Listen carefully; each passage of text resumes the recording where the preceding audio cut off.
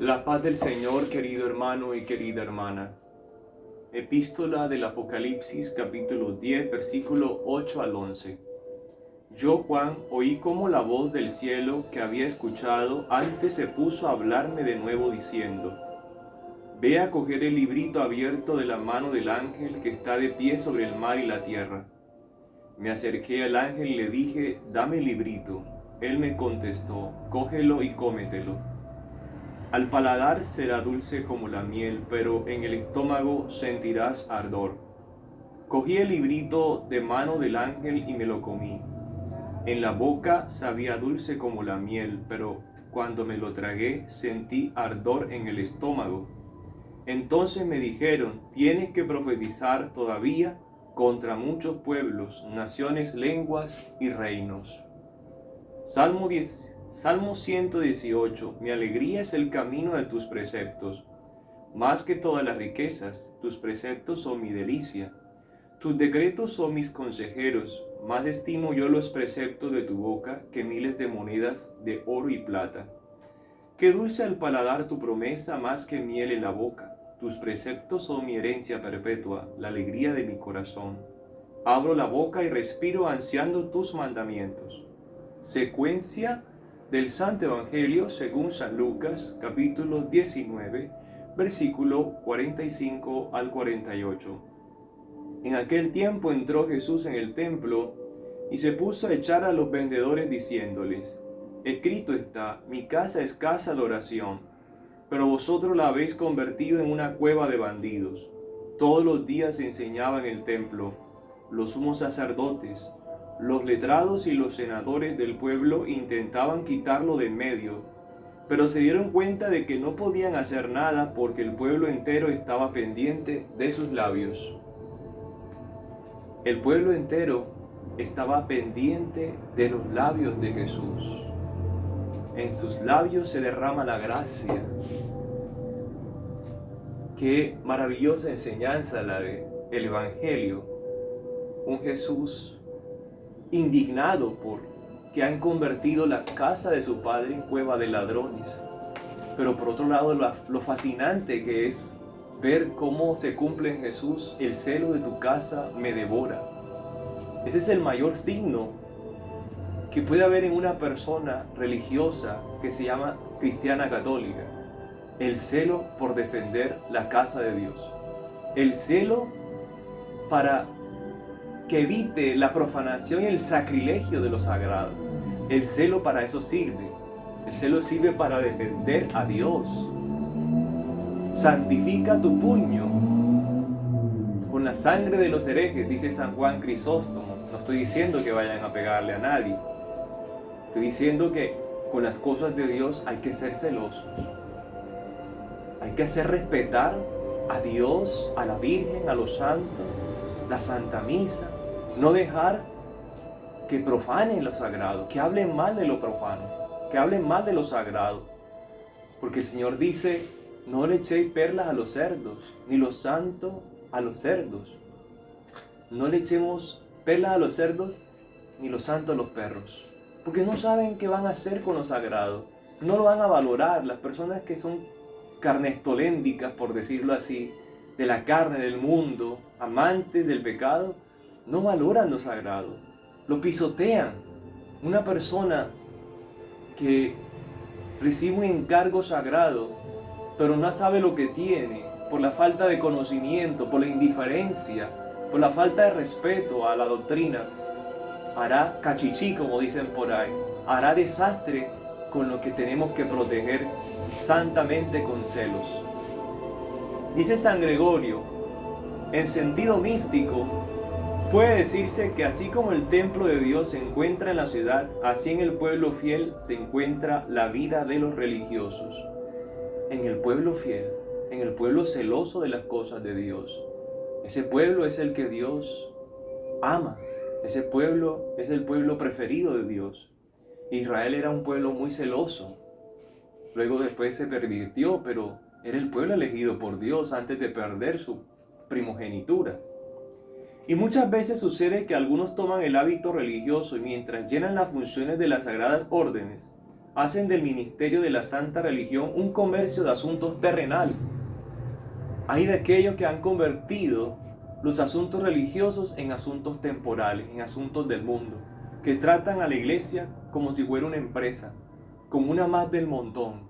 Mira cómo están tratando a la iglesia hoy en día los perros y los cerdos, es decir, los paganos, los que han vuelto al paganismo, los neopaganos, los modernistas, los liberalistas, imponen a la iglesia impuestos. Destruyen las iglesias en otros países que son comunistas, creyendo que están por encima de Dios. El mismo pensamiento de Lucifer: me sentaré en el trono de Dios. Entonces, los que venden en el templo son los que ponen a precio de dinero lo que a cada uno le corresponde por derecho. Porque el que pone precio a la justicia la vende. Los que se tuercen. ¿Qué realidad en nuestro país? ¿Cómo se tuercen? Aquella parábola del Señor del juez injusto. Yo creo que tenemos que ser como esa viuda, perseverante y rezar hasta que Dios venga por segunda vez a implantar esa justicia que tanto nos hace falta, porque está dejando muchas víctimas, personas sin pagarles, sin restituirles lo que se les debe. Y los que compran en el templo son aquellos que, mientras no quieren pagar a su prójimo lo que es justo y no hacen aprecio de cumplir lo que por derecho es debido, una vez que han premiado sus patronos, compran el pecado, dice San Gregorio. ¿Cómo se compra el pecado? A veces ganando el favor de un juez o de un ministro de Dios, para que el ministro de Dios le diga: tranquilo, tú no tienes pecado, ya diste tu cuota, no tienes que pagar más. ¿Cómo se venden por un plato de lentejas? Y no le dicen: esa alma, como pasó con Zaqueo, tiene que reparar y restituir el daño que hizo. De ahí las buenas penitencias que se puedan colocar. Orígenes dice: por tanto, si alguno vende, será arrojado fuera, especialmente si vende palomas. Porque si yo vendiera al pueblo por dinero lo que el Espíritu Santo me ha revelado confiado, o no lo enseñase sin pagarlo, ¿qué otra cosa hago que vender la paloma, esto es el Espíritu Santo?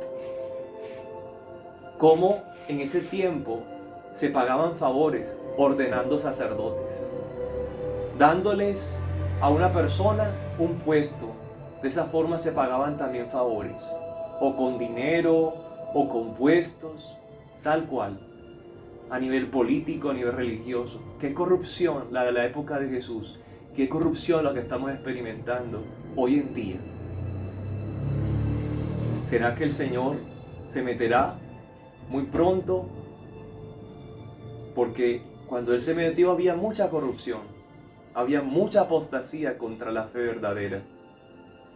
Hermanos, hay que prepararnos, pedirle al Señor que nos limpie el alma y de esa tentación de jugar con las cosas de Dios. Dice San Ambrosio de Milán: por esto el Señor nos enseña en general que los contratos temporales deben ser desterrados del templo. Rechaza espiritualmente a los cambistas, los cuales tratan de lucrar con el dinero del Señor, esto es la Sagrada Escritura, sin hacer distinción entre el bien y el mal. Qué peligroso para el alma, tanto de los que están en el templo, encargados del templo, como los que reciben las enseñanzas de estos encargados del templo. Ya no hay distinción entre el bien y el mal por la corrupción, por el pecado. Cuando una persona está en pecado, vive en pecado, piedra sobre piedra, contagia al otro y hace que el otro pierda la conciencia del pecado. Por último, dice San Gregorio: estos convierten la casa de Dios en cueva de ladrones, porque cuando los hombres malos ocupan el lugar de la religión, matan con las espadas de su malicia ahí donde debieran vivificar a sus prójimos por la intercesión de su oración. Matan, cercenan las conciencias, le quitan la poca fe, la poca conciencia de bien y mal, se las quitan a las personas con los escándalos y con sus ideas erróneas y heréticas, apostáticas de la fe. Continúa San Gregorio: también es templo el espíritu de los fieles, y si lo invaden malos pensamientos con perjuicio del prójimo, residen allí como en una cueva de ladrones. ¿sí? El vicio del pecado, la pérdida, el relativismo moral. Pero cuando se instruye sutilmente al espíritu de los fieles para que eviten el pecado, es la verdad la que enseña todos los días, es la verdad la que enseña todos los días en el templo. Esta es la verdad que se tiene que enseñar todos los días en el templo. Llamar al pecado pecado y llamar al bien bien. Eso es lo que hay que hacer. Y eso es lo que nos falta a nosotros hoy en día. Que podamos nosotros llamar cada cosa por su nombre para evitarnos malos entendidos y futuras condenaciones, posibles condenaciones por nuestra falta de juicio. Que Dios te bendiga, que la Reina de la Paz te conceda su bendición maternal en el nombre del Padre, del Hijo y del Espíritu Santo. Amén. Que tengas un feliz día viernes en ayuno.